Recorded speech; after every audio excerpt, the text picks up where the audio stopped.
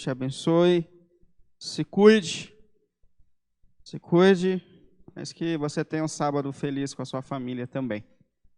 Nós vamos finalizar hoje a nossa série de reflexões na carta de Tiago. Eu queria te convidar a abrir no capítulo 5, versículo 13, a partir do versículo 13. Capítulo 5, a partir do versículo 13.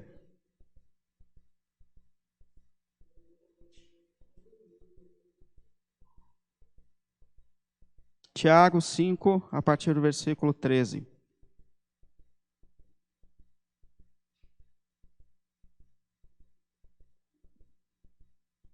Finalzinho da Bíblia.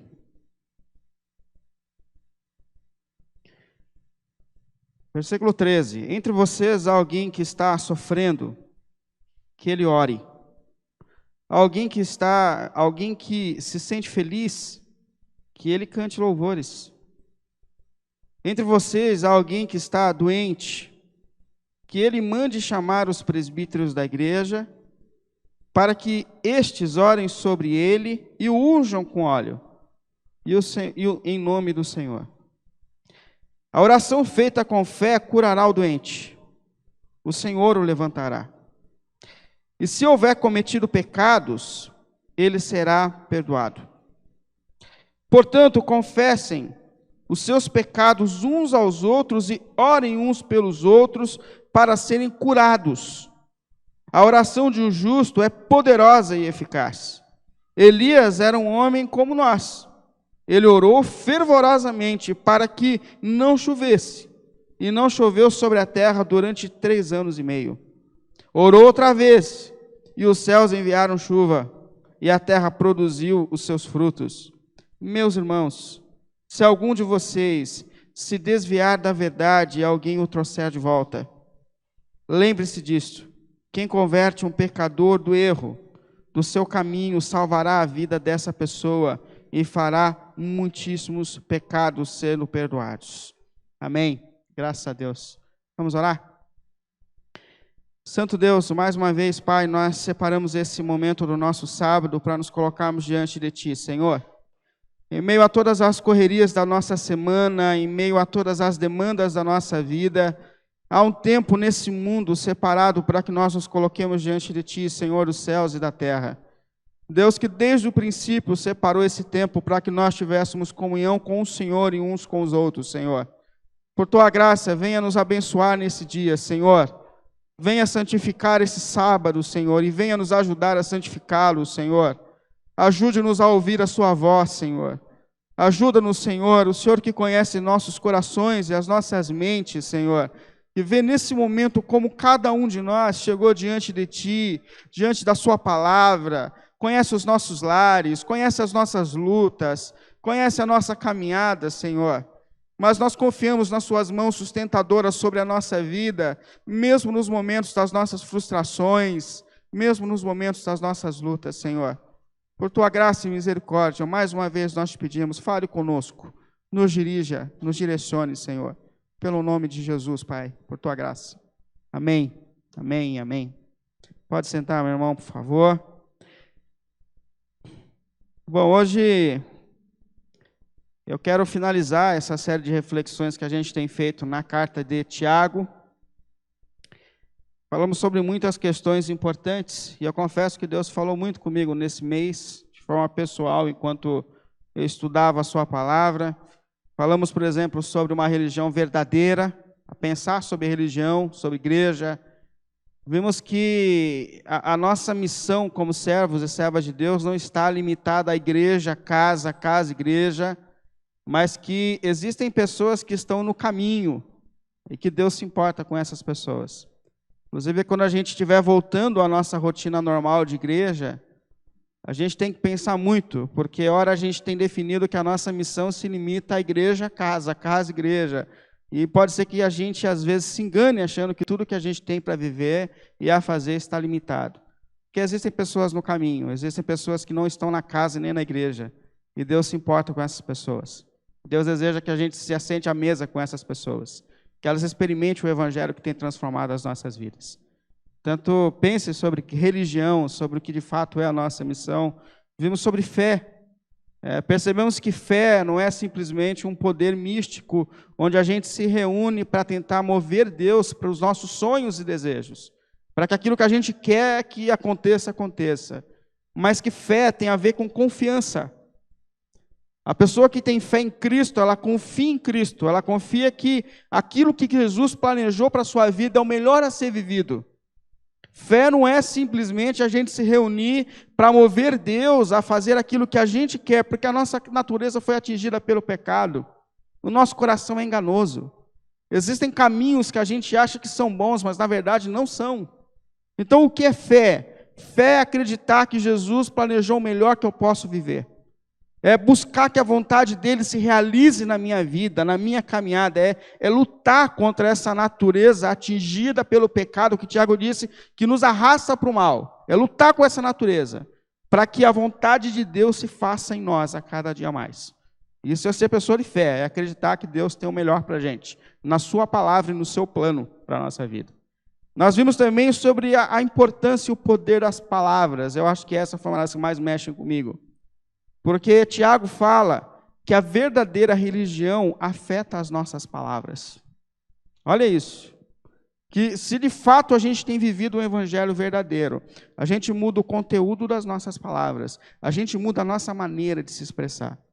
Se você percebe que você, por exemplo, tem pensado mais antes de falar, é um sinal de que o evangelho verdadeiro tem se manifestado na sua vida. O escritor de Provérbios falou que na multidão de palavras há também uma multidão de pecados. Portanto, aquele que aprende a conter as suas palavras, a pensar antes de falar, é um sinal de que ele tem crescido espiritualmente. Tiago fala que o homem ou a mulher que domina a sua língua tem aprendido a dominar o seu corpo inteiro. Incrível isso. Então, o evangelho verdadeiro se manifesta nas palavras. Nós vimos sobre o essencial. Nós estamos diante de um mundo que exige tanto da gente, há tanta expectativa ao nosso redor, e a gente precisa definir o que de fato é a vontade de Deus para a nossa vida, porque senão a gente vai andar como loucos nesse mundo, desesperados, acabando dia após dia com a sensação de que nós não estamos cumprindo a nossa missão. E como eu sei o que é essencial? A partir da pergunta, quem eu sou? Quem eu sou? Você é esposa? Você é marido? Então a sua missão começa aí. Você é pai, você é mãe, a sua missão começa aí. Começa dos que estão perto. Essa é a vontade essencial de Deus para as nossas vidas. E vimos na semana passada a respeito das nossas lutas. Pense sobre as suas lutas. Há uma palavra muito importante de Tiago, onde ele diz, vocês estão passando por tudo isso nessa vida. E a cada circunstância que a gente enfrenta e passa, irmãos, Deus tem trabalhado em nós, para o nosso crescimento e maturidade espiritual. Então pense a respeito das lutas que você passa, porque em meio a tudo isso Deus tem trabalhado na sua vida, na sua caminhada. Então pense. E eu queria finalizar hoje te chamando a refletir sobre igreja. Pense igreja. O que é igreja? Para que serve a igreja? É óbvio que eu não vou conseguir nesse tempo resumir tudo isso, que de fato é uma igreja. Mas a igreja, essa expressão igreja, ela vem de uma expressão grega, que é eclesia. Isso é assembleia na língua original. Os discípulos de Jesus sabiam muito isso, porque no contexto de Jesus, tudo eles resolviam em assembleia. Os reis, quando queriam comprar uma luta ou mudar alguma coisa, eles convocavam uma assembleia, todo mundo em torno do rei. Os gregos, quando eles tinham uma nova questão entre eles convocavam uma assembleia, uma eclésia. Quando o apóstolo Paulo, por exemplo, começou a pregar a respeito de Jesus e começou a fazer um burburinho na cidade, eles disseram, quem é esse tal de Paulo? O que ele está pregando? Eles disseram, não, traz ele para cá, vamos fazer uma assembleia em torno da pessoa de Paulo para entender o que ele está ensinando. Então, o que é uma igreja? Uma igreja é uma comunidade de pessoas reunidos, que estão reunidas em torno de alguém. E é diante desse contexto que Jesus fala, eu farei a minha igreja, a minha assembleia. Então, a igreja de Jesus é o quê? É um grupo de pessoas que estão reunidas em torno da pessoa de Jesus, da palavra de Jesus, da cruz de Jesus. Então, isso é ser igreja. Tudo que tirou a gente desse fim maior, de nos reunirmos em torno de Jesus, da igreja de Jesus, tendo Jesus como centro, nós erramos. Nada tem fim em si mesmo. A ação do Espírito entre nós tem que nos levar a Jesus. Olha, uma das maiores funções do Espírito entre nós, convencer o mundo do pecado e do juízo. A maior evidência de que o Espírito, uma das maiores evidências de que o Espírito de Deus está se manifestando entre nós, quando ele faz com que a gente se sinta constrangido pelos nossos pecados e nos leva aos pés de Cristo. Então, a igreja é o grupo de pessoas que estão reunidas em torno de Jesus, em torno da cruz de Jesus, em torno da palavra de Jesus. Isso é ser igreja. E diante disso, eu queria, em 3 pontos aqui, pensar o que é de fato ser igreja, na prática, na vida. Primeiro, a igreja é um lugar de pessoas comprometidas de maneira pessoal com Jesus. Pessoal. Eu gosto desse texto do Tiago, no versículo 13, nós estamos no capítulo 5, quando ele começa assim, ó: entre vocês, há alguém que está sofrendo, que ele ore. Presta atenção nisso, que ele ore ao Senhor. Eu acho muito curioso isso, porque o texto não começa dizendo assim: você está sofrendo? Você está passando por um momento difícil? Ah, você está com problema no teu casamento? Coisa que todo mundo pode passar aqui, eu não estou dizendo você, falando nós, né? Mas você está com problema no seu casamento? Ah, você está com um problema de saúde? Ah, você está passando por um problema de desemprego, é no teu trabalho? Corre e chama alguém para orar por você. Não, o texto começa dizendo assim: que ele ore, que você ore.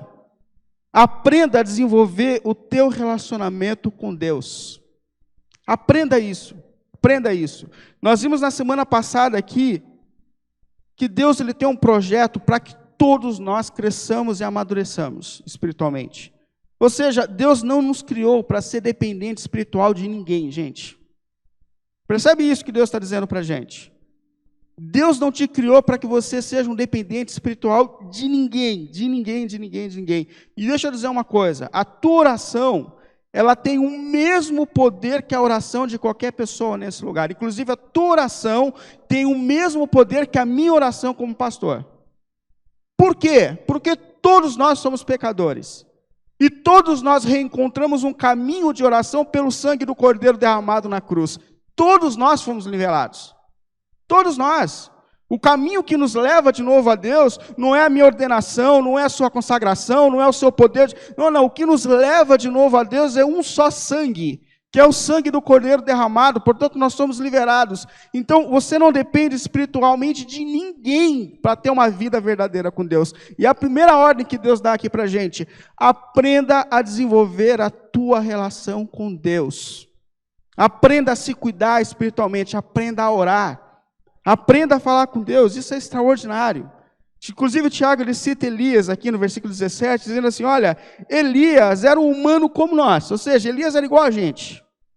Elias tinha depressão, Elias tinha dia que estava mal-humorado, Elias tinha dia que ele estava desanimado, era um homem igual a gente, mas detalhe, ele orou fervorosamente, ele acreditou que a sua oração chegava ao trono de Deus. E não choveu por 3 anos e meio.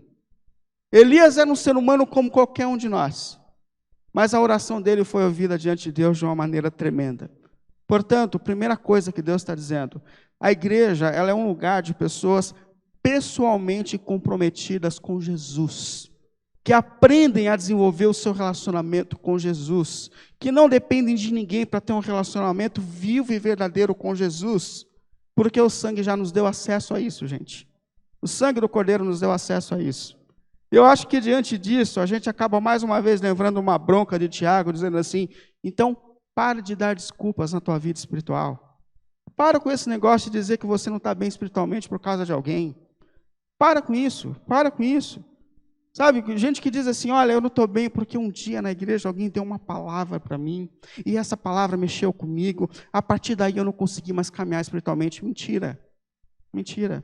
A gente não depende de pessoas. Eu lembro que uma vez eu estava num serviço, quando eu ainda trabalhava por conta, e por muito tempo eu trabalhei na parte de execução mesmo, então eu ia para telhado, eu instalava, eu fazia por conta, mas eu fazia mesmo. E um dia eu estava em cima de um telhado resolvendo uma coisa, e tinha um senhor lá na outra ponta do telhado, no ponto mais alto. Aí ele ficou me olhando, e falou assim: escuta, você não é neto do pastor Amauri? Eu falei: eu sou neto do pastor Amauri. Não estou aqui defendendo a causa do meu avô, porque o meu avô fomos muito pouco próximos, quase não tive contato com o meu avô, e também não concordo com os princípios que ele tinha, na maioria das questões. Mas ele olhou para mim e falou assim, você não é neto do Amauri? Eu falei, sou. Aí ele parou assim a obra e falou assim, gente, o avô desse rapaz aqui me tirou da igreja. Eu era um servo de Jesus e eu deixei, hoje eu não sou mais uma pessoa crente por culpa do avô dele, o pastor, o avô dele. Aí a pessoa olhou assim, eu falei assim, meu Deus do céu. Um sujeito de 60 anos de idade, depende de alguém para ser crente em Jesus? Fala a verdade. Você acha que, se a Bíblia fala que nem os demônios têm poder, os mais poderosos têm poder de separar a gente do amor de Deus, você acha que um ser humano te separa do pé de Cristo, da sua relação com Cristo? Ah, meu irmão, para de dar desculpa. Para de dar desculpa, nada pode impedir o teu relacionamento vivo com Deus, nada. Diante disso, Deus está dizendo, assuma as suas responsabilidades espirituais. Entre por esse caminho que foi aberto para que você tenha uma relação viva e verdadeira com Deus, depende de você. A única pessoa que pode te separar de Deus é você mesmo. Então assuma, você tem uma questão, ore a Deus, desenvolva a tua relação com Deus, desenvolva a disciplina espiritual. E outra coisa que me deixa maluco nesse aspecto, e mais uma vez eu digo que eu vou na contramão de quase todo mundo pensa, mas eu estou acostumado a ser estranho, então não tem problema mais. Mas assim, uma coisa que me deixa maluco é essa geração de crentes que terceiriza a sua responsabilidade, achando que o que vai mudar o mundo é presidente. Sabe? Não, um dia que a gente agora, se é que tem, eu não estou questionando política aqui, não, mas agora vai dar certo o país, porque a gente tem um presidente com os princípios cristãos. Mentira, gente. Deus nunca desejou mudar o mundo colocando um presidente segundo o seu padrão. Aliás, pode olhar no contexto bíblico, quem pede um rei para a nação de Israel é a própria nação. Deus não colocaria rei. Deus não colocaria, Deus colocou juízes para lembrar o povo das questões das causas. Mas qual era a ideia de Deus? A ideia de Deus era a seguinte, eu sou o rei de vocês. Então é por meio do meu relacionamento com vocês, da minha palavra governando a vida de vocês, que vai fazer com que vocês sejam felizes no mundo e na terra. Quando Deus está mandando a nação de Israel para a nova terra, Ele fala assim, olha, honre o teu pai e a tua mãe para que te vá bem na terra. Olha que loucura isso. Se você aprender a respeitar os seus pais, o seu pai e a sua mãe, e se você aprender a educar os seus filhos, aí vocês vão ter uma vida boa. Olha que loucura. Começa dentro de casa, não começa na presidência da república. Começa dentro da minha casa. Se você olhar para Jesus, quando Jesus vem, por que Jesus é uma decepção para os judeus? Porque os judeus queriam um líder político. O que os judeus queriam? Os judeus queriam que ele viesse, tomasse o trono de Roma e dissesse, agora quem manda aqui sou eu. Jesus, não. Jesus vem e nasce numa cidade simples, aí resolve fazer discípulos, começa com 12 caras desajeitados, um traíra no meio, e a partir dessas 12 pessoas, aliás, dessas 11, porque um ficou para trás, Jesus muda a história da humanidade. Percebe? Começa entre nós, começa nas entrelinhas da nossa vida. Você quer ver mudança no mundo? Começa a viver dentro da tua casa para a glória de Deus. E o que você vai ensinar dentro da tua casa vai transformar o mundo ao seu redor. Aprenda a honrar a tua esposa, a amar a tua esposa. Aprenda a amar o seu marido. É isso que Deus está dizendo. Aí sim a mudança. Esses dias eu recebi uma mensagem dizendo assim, olha, falta um direcionamento da presidência, da liderança da igreja, para que a gente possa encontrar o nosso caminho. Eu falei, meu irmão do céu, eu queria vergonha.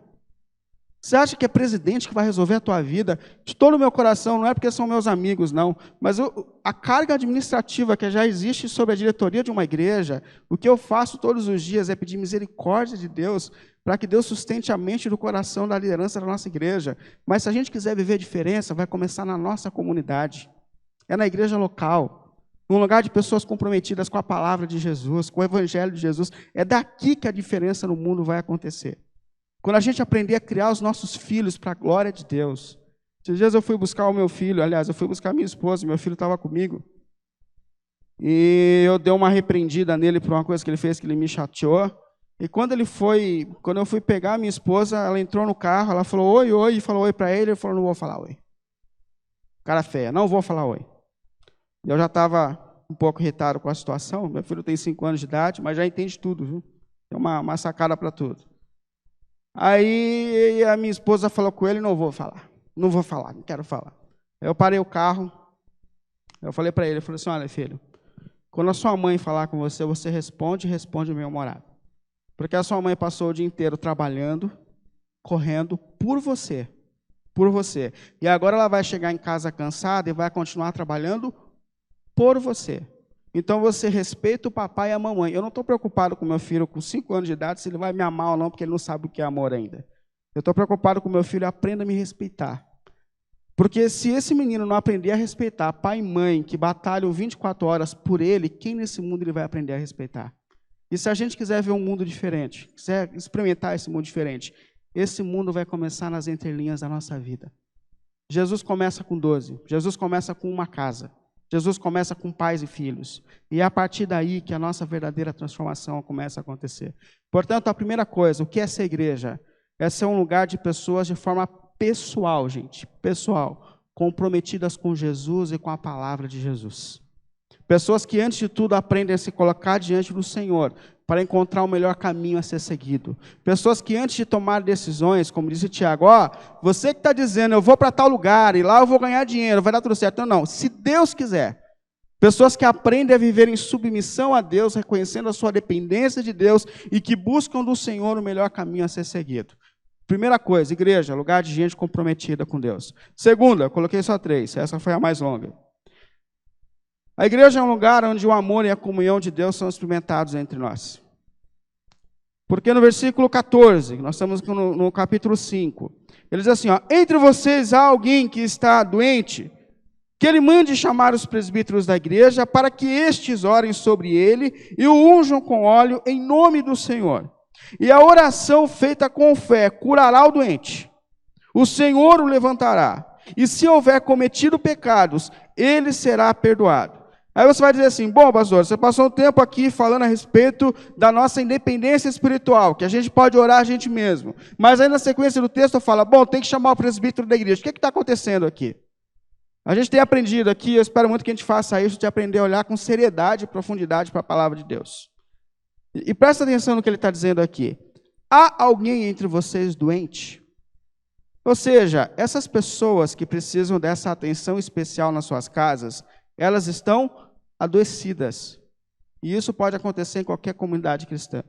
Pessoas que estão vivendo um momento das suas vidas que elas não têm forças para vir à igreja.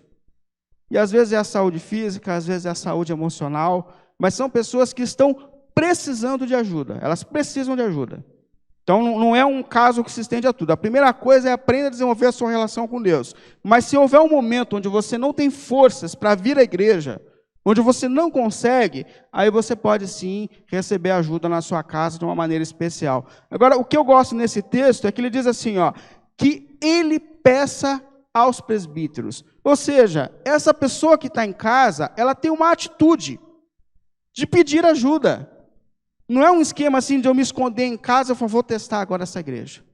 Vou ficar 3 semanas sem ir para a igreja para ver se alguém percebe. Gente, pelo amor de Deus. Uma vez eu ouvi um pastor contando a história de um membro da igreja dele, que a igreja tinha uma coluna no meio, porque o templo era muito grande, foi obrigado a colocar coluna. E os bancos ficaram atrás da coluna. E ele arrastou o banco dele, a cadeira dele, colocou bem atrás da coluna. Aí quando acabava o culto, ele falava assim, você está vendo? 3 cultos que eu estou sentado atrás da coluna e o pastor não percebe que eu não estou vindo para a igreja. Eu estou falando que ele não cuida de mim. Gente do céu, gente do céu. Então, assim, existem casos de pessoas que precisam de ajuda em casa? Existem sim, gente. Mas a primeira coisa, se você está bem no teu relacionamento com Deus, você vai pedir ajuda, o que não é pecado nenhum. Ainda mais nessa geração que você pega um celular e manda uma mensagem de uma maneira tão simples. Olha, estou passando um momento. Vem aqui em casa, vamos orar. A gente pode aqui, tem uma agenda para a gente vir aqui, qualquer presbítero pode vir aqui, e é interessante que ele fala, chame os presbíteros da igreja. Por que chama os presbíteros da igreja? Porque os presbíteros da igreja, eles têm uma representatividade da comunidade. Na nossa igreja, por exemplo, para você se tornar um presbítero, você precisa ter um tempo de fé. Esse negócio de você já dar autoridade espiritual para pessoas que chegaram há pouco tempo na igreja, você não sabe de onde vem, para onde vai parar, esse negócio não é bíblico, isso é antibíblico. São pessoas experimentadas na comunidade, que têm um tempo de fé, que a gente conhece a história. São pessoas que têm uma família razoavelmente dentro dos padrões da palavra de Deus. São pessoas que estão submissas à doutrina. Você sabe que para ser presbítero ou diácono na nossa igreja tem consulta de SPC Serasa, sabia disso? Tem que consultar para ver se o nome está limpo, se está de acordo com a sociedade, se está tudo ok. Aí depois de aprovados, e detalhe, tá? Detalhe, não sou eu que me escolho como pastor ou presbítero, é a comunidade que escolhe os presbíteros. Então o pastor indica, a comunidade indica, a gente leva para o conselho da igreja, o conselho da igreja aprova. Então essas pessoas, elas são aprovadas pela igreja, elas representam a igreja. Por isso chame os presbíteros, que representam a comunidade. Então não é só pedir uma carteirinha, falar, eu gostei da carteirinha de vocês, eu quero uma de presbítero, não. Não, há uma aprovação, há uma aprovação. Aí ele fala, os presbíteros vão e unjam os enfermos com óleo. A questão do óleo dentro da Bíblia dá uma polêmica no contexto do Novo Testamento muito grande. Porque só Tiago manda ungir com óleo dentro da Bíblia, dentro do Novo Testamento. No Antigo Testamento, o óleo ele era usado como instrumento de cura, existiam óleos medicinais, e como instrumento de separação. Então, a gente vai montar a igreja, a gente pinga óleo aqui para mostrar que isso aqui é separado para a igreja. Mas isso, no culto do Novo Testamento, não se usa mais. Por quê? Porque os irmãos, no contexto do Antigo Testamento, a fé deles era mais limitada. Então, eles ainda estão recebendo a revelação bíblica. Eles não sabem o que a gente sabe hoje. Então, Jesus é a revelação máxima de Deus. Tudo que a gente precisava saber a respeito de Deus, para a nossa salvação e para seguir o nosso caminho, segundo a vontade de Deus, já está revelado. Então, falou até Jesus, os apóstolos confirmaram como testemunhas oculares e fechou a Bíblia. Tudo a gente tem. Agora, esses irmãos ainda estão entendendo. A revelação ainda era parcial. Então, Deus permitia que o instrumento, o objeto, fosse um caminho para que eles entendessem. Para a gente não serve mais. Mas para eles era importante. Mas aí chega aqui no Novo Testamento e o Tiago manda ungir com óleo. Por que ele manda ungir com óleo? Como uma representação do Espírito de Deus na hora da oração. Detalhe, lembrando que essas pessoas estão em casos extremos. Não é toda oração que é com óleo. Há alguém nessa situação a ponto de não ter forças para reagir, aí mande ungir com óleo. Chama os presbíteros para que eles façam essa unção com óleo. Agora, gente, diante do óleo, há uma questão muito importante. Muito importante. Cuidado, porque o objeto não é a fonte do poder. Cuidado com isso. O objeto não é a fonte do poder. Cuidado, porque Tiago ele faz questão assim, de dizer assim, ó, o Senhor levantará o enfermo. O Senhor levantará o enfermo. Percebe aqui, não é o óleo que cura. Não é o presbítero que cura. Quem cura é o Senhor, é o Senhor. Só o Senhor Jesus é poderoso para colocar um adoecido em pé. Só o Senhor Jesus é capaz de mudar uma situação. Mas diante de tudo isso, o que eu percebo que é muito importante, que a igreja é um lugar de pessoas que se importam umas com as outras. Que a igreja olha para as necessidades uns dos outros. É isso que Deus está dizendo para a gente. Gente, a igreja não é um teatro onde a gente vem aqui para consumir um produto. Deixa eu ir para a igreja hoje e ver como o grupo de louvor se melhorou. Deixa eu ver realmente se o pastor está pregando de forma razoável. Não, a igreja não é isso. A igreja não é isso. Eu lembro que uma vez um irmão sumiu da igreja e eu fiquei preocupado.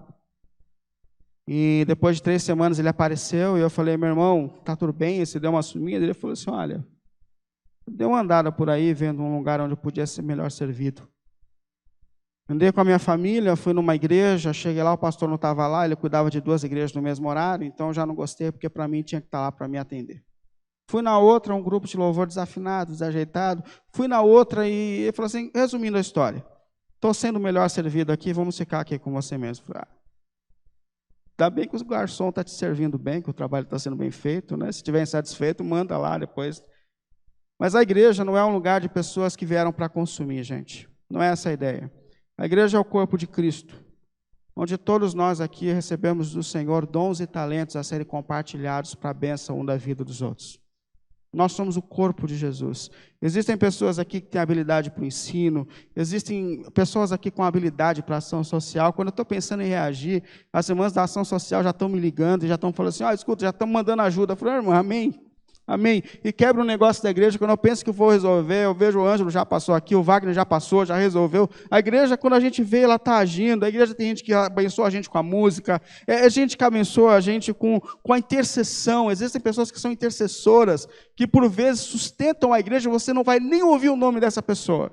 Mas são pessoas que oram, que intercedem, que lutam espiritualmente. Então, assim, a igreja é um corpo de Cristo, onde Cristo tem distribuído dons e talentos, e todos nós estamos aqui para servir uns aos outros. para doar nos seus dons e talentos uns aos outros. Então, o que é a igreja? É um lugar onde a comunhão e o amor de Jesus é compartilhado pelos dons que Ele tem distribuído entre nós.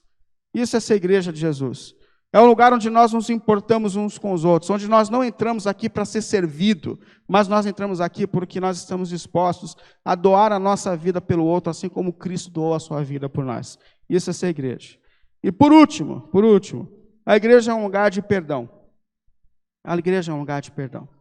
Primeiro, porque todos nós só estamos aqui porque fomos perdoados na cruz de Cristo. A graça de Jesus nos alcançou. E nós estamos aqui porque Ele nos perdoou. E detalhe, tem nos perdoado continuamente, semana após semana. Então a igreja é um lugar de perdão. É um lugar de perdão. E Tiago fala assim, versículo 16. Portanto, confessem os seus pecados uns aos outros e orem uns pelos outros para serem curados. E a oração de um justo é poderosa e eficaz. Confessem os seus pecados uns aos outros. Eu acho incrível essa ordem de Deus, porque nós não tendemos a falar dos nossos erros uns aos outros. Quando eu venho para uma vida comunitária, eu escondo os meus defeitos, eu escondo as minhas desordens, e eu quero mostrar para o outro o melhor de mim. Isso é natural do ser humano. Todos nós escondemos as nossas desordens. Mas aí Deus fala assim, comece a converter isso. Sejam honestos uns com os outros. Isso aqui é um lugar do corpo de Cristo, onde há cura, compreensão e intercessão. Então, para com isso. Não assuma uma posição de perfeito ou perfeito. E detalhe, se for necessário, peçam perdão uns aos outros. Isso aqui é a vida comunitária. Peçam perdão uns aos outros. Confessem os seus erros. Confessai-vos uns aos outros. Não tente, e isso é importante, não tente convencer o outro pela sua causa, mas confessem. Porque quando eu tenho um problema com alguém, se eu tenho um problema com o Júnior, o que eu faço? Qual que é a atitude normal que a gente tem? Eu tenho que correr e procurar a Débora para convencer a Débora a respeito da minha causa. Porque se o Júnior chegar primeiro, ele vai ganhar a causa. Então o que eu faço? Eu tive um problema com o irmão dentro da igreja. Eu saio correndo para conseguir o maior número de pessoas possíveis para abraçar a minha causa. Antes que ele chegue e ele compre a causa para ele. E ele vai ganhar o time melhor. Gente, isso é diabólico. Isso é quebrar o corpo de Cristo. E Jesus está dizendo, ao invés disso, confessem os seus erros uns aos outros. Perdoai uns aos outros. Busquem comunhão uns com os outros. Busquem. Primeiro, gente, por quê? Porque a nossa relação com Deus depende do nosso relacionamento com o próximo. A nossa vida em comunhão com Deus depende da nossa vida em comunhão no sentido horizontal. O Senhor Jesus disse, Mateus 23, 5:23, Ele diz, portanto, se você estiver apresentando a sua oferta no altar e ali se lembrar que o seu irmão tem algo contra você, escuta isso. Deixe a sua oferta ali, diante do altar, e vá primeiro reconciliar-se com o seu irmão, depois volte para apresentar a sua oferta. Sabe o que Deus está dizendo para a gente? A nossa relação com Deus pode, sim, ser seriamente afetada quando a gente não tem uma boa relação uns com os outros. A nossa relação com Deus depende da nossa relação vertical. Portanto, perdoai uns aos outros, confessem os seus erros uns aos outros. Eu tenho uma vantagem nessas igrejas que eu não as conheço muito bem, eu não falando direto para ninguém, mas é o que a palavra de Deus está dizendo. Confessem os seus erros, porque a sua relação com Deus pode ser afetada pelo fato de que a sua relação com algum irmão dentro da igreja não está dentro da vontade de Deus. Confessem. E a gente tem que buscar a comunhão, porque essa é a maior evidência de que o Espírito de Deus está operando entre nós. A maior evidência de que Deus está entre nós é quando o amor de Deus passa a ser distribuído entre nós.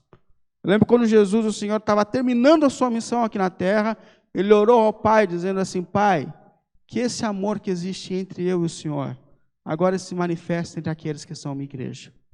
E que esse amor entre eles seja um testemunho para o mundo de que nós estamos entre eles. A maior evidência de que o Espírito de Deus está entre nós é perdão e comunhão reinando no meio da igreja de Cristo. Porque o nosso Deus é amor. O nosso Deus é amor. E Ele se manifesta em relacionamentos de amor. Nós devemos buscar perdão dentro da igreja, porque a falta de perdão nos adoece. Percebe que Tiago, ele relaciona perdão com cura. E os seus pecados serão perdoados, e o doente se levantará. Gente, a falta de perdão, o coração cheio de rancor, esses sentimentos negativos que nós carregamos muitas vezes uns com os outros, isso tem adoecido a nossa alma, e isso tem adoecido o nosso corpo.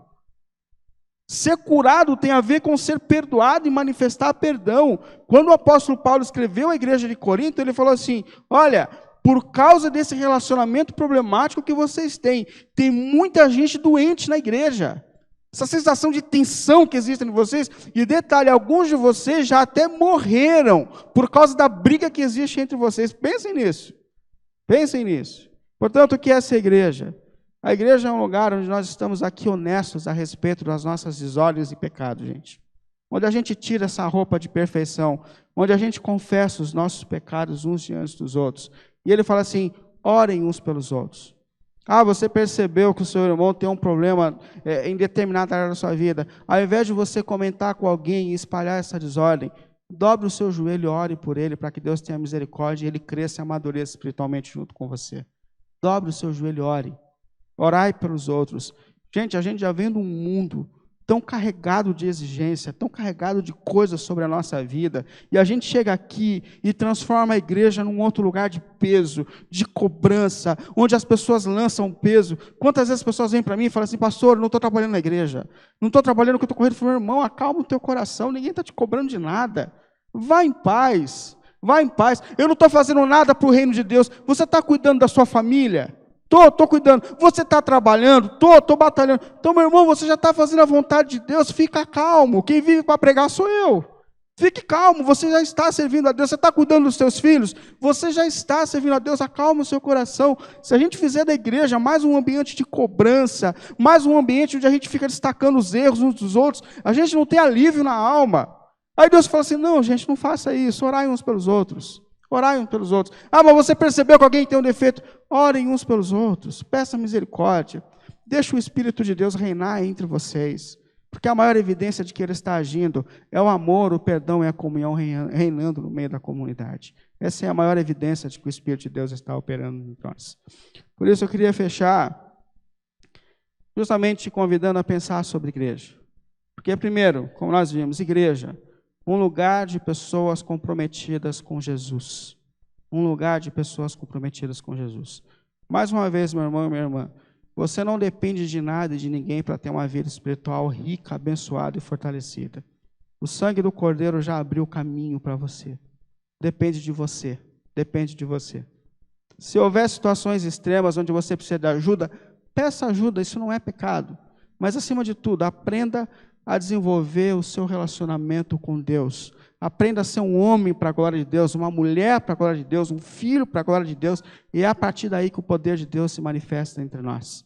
Nada, você não depende de ninguém para ter um relacionamento vivo com Deus. Segundo, a igreja é um lugar de comunhão e de amor entre os irmãos. Onde esse amor que um dia alcançou a nossa vida, agora é experimentado em comunidade. Terceiro, a igreja é um lugar de perdão, de perdão. Um dos maiores objetivos da nossa caminhada é que esse amor que um dia alcançou as nossas vidas e que persiste sobre as nossas vidas. Eu não sei se é só para mim, mas Deus sempre tem sido muito paciente comigo. Além de me salvar na cruz, Deus tem sido muito paciente comigo. A cada semana, a cada dia. E o que Deus quer? O que Deus quer é que esse amor que eu tenho experimentado, agora seja experimentado por você na minha vida, na minha comunidade. Portanto, que a igreja seja a igreja segundo os propósitos de Deus. Pense a sua relação com a igreja. Pense a sua relação com o Evangelho. Para que os propósitos de Deus se cumpram entre nós. Que esse seja um lugar de cura, de perdão, de restauração, de intercessão uns pelos outros. Não de acusação. Não de acusação.